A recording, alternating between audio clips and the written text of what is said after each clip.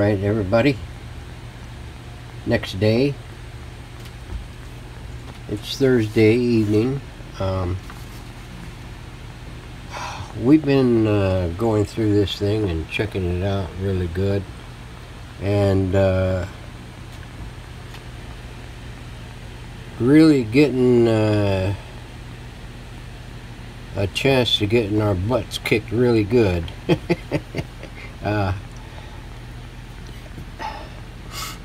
Trying to find out whether or not this thing here is what I thought it was, and it isn't. So my bad. That's what you get for shooting from the hip, unless you're highly intelligent. Don't try it. So what I managed to find out, somebody said something about first and second production runs and successive production runs. The speaker was probably early model and whatever. Well, I went through and was digging through some of the other things when I ran across this. Models 26, X1, -3 and -4. So this is what I thought was in there, this configuration. But under deeper dive, I went through and verified that field coil, and it is, the wires were there. There they are. Yeah, I went on a rampage and and flubbin my dubbin. So it's starting to rain, sprinkle, I mean. There they were. I had to lift the speaker, pull the screws on the back and lift the speaker up, because this part was pointing down and it was, you couldn't see it, and I couldn't tell if the wires were coming through, what the wires were coming through, and where they went, where they came from. Well, after pulling the bolts on the speaker and finagling around the other stuff here, documenting this stuff, because I had to remove most of all this stuff, I found this is the case. That field coil is in there between this and that. Now, I just have to verify that this here is going like this to the screen grid.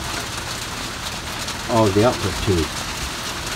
I believe it probably is, because everything else has been copacetic, and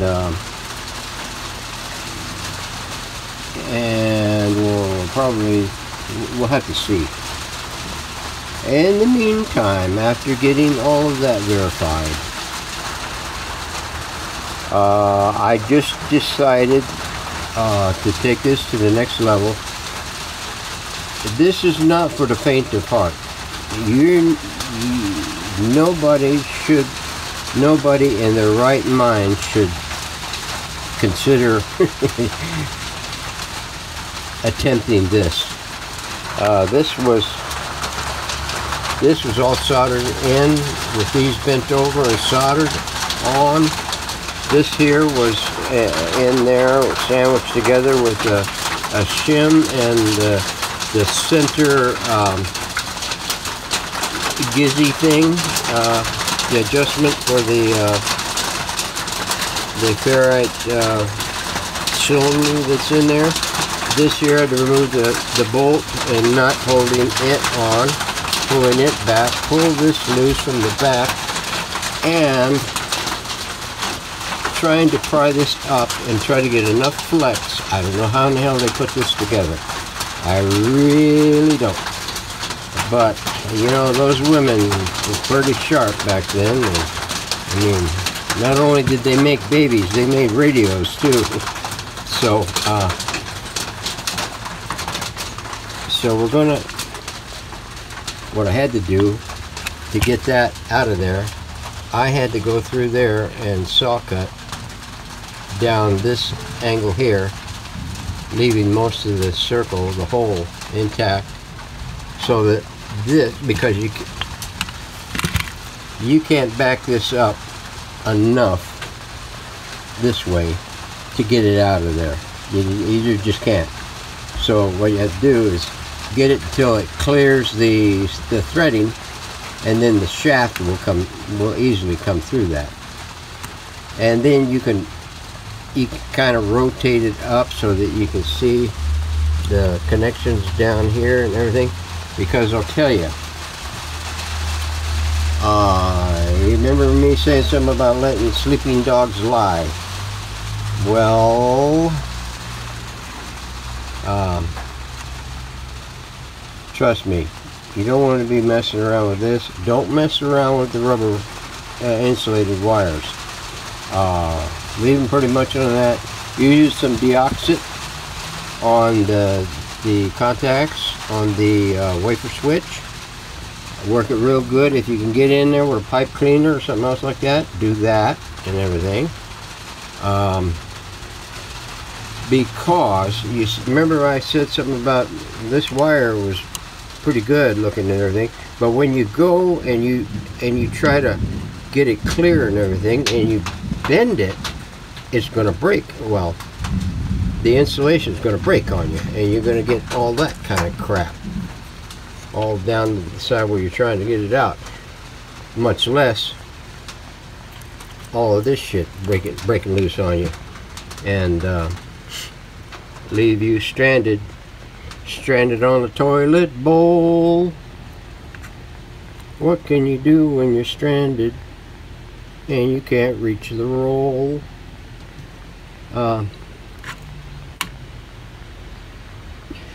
So I'm going to go ahead. I already pulled out the tuning shaft.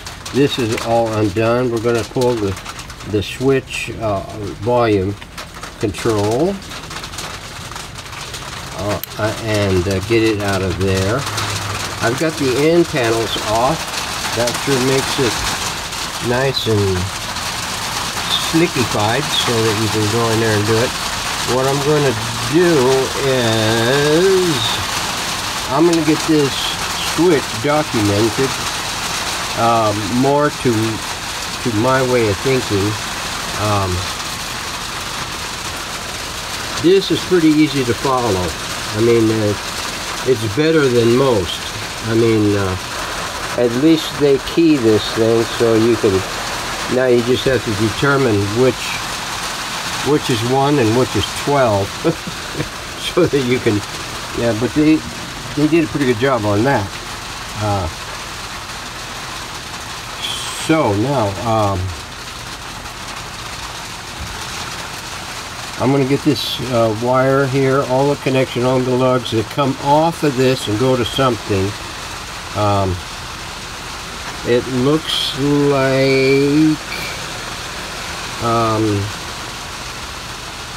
the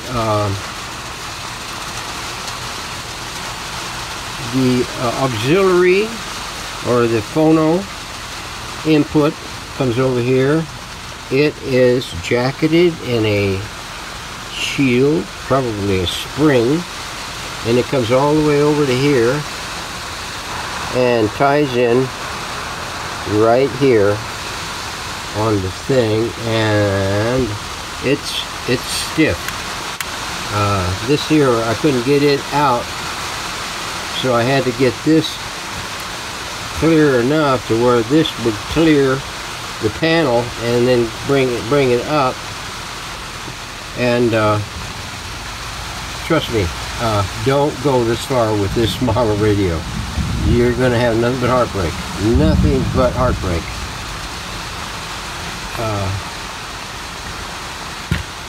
Me, I got nothing better to do. So we're gonna track down all this components and stuff in here and get them diagrammed, and and get some of the coils checked out and identified, hopefully. And then what we're going to do is we're going to start clearing off the stuff, the connections to this wafer switch, the bad switch, and get it pulled. Same way with the oscillator coil. We're going to get it all divvied up there and diagrammed out, and then we're going to start nipping all the other little things off of this doggone thing, and we're going to pull it. This here, we're probably going to do the same thing. Pull it. That, pull it. This, pull it. And then what we're going to, what I'm figuring on doing is attaching all the leads or the wires in here. We're going to keep them a little extra long, not much, but enough, so that we can solder the ones back on that's got to go off the switch and into the abyss. And then we're going to do the same with this. We're going to go all the way in and then work our way out. So I just wanted to catch you up on that.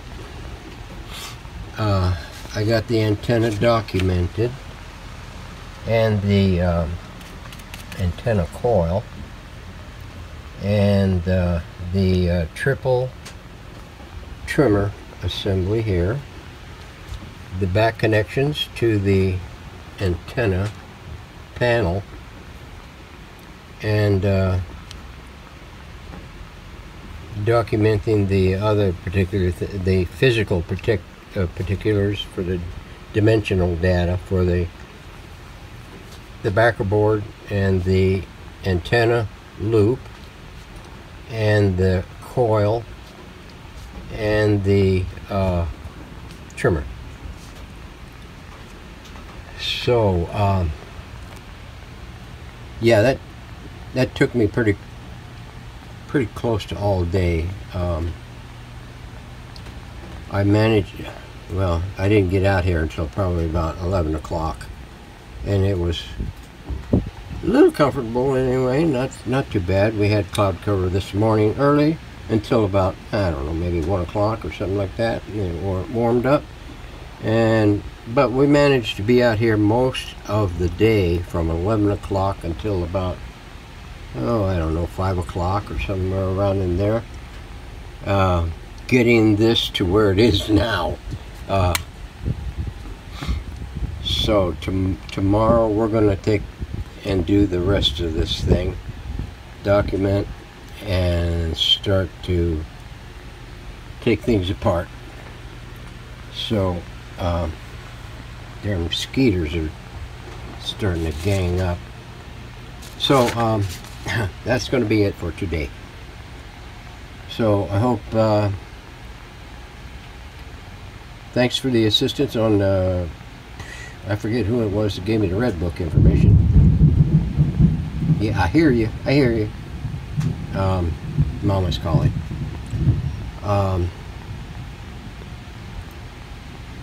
For the red book information, and then I happened across one link to another link and managed to pull some of this other data out of here. This particular data on the speakers, and a couple of pages others for other information. So oh yeah, this here wasn't too bad. 1, 2, 3 wires and 2 screws, and off it came. So thanks for your comments, appreciate those. Boy, those are really helping out. And enjoy your evening and weekend. Thanks for watching. Like, subscribe, and leave a comment, or 2 or 3 or 4. And we'll see you on the next one.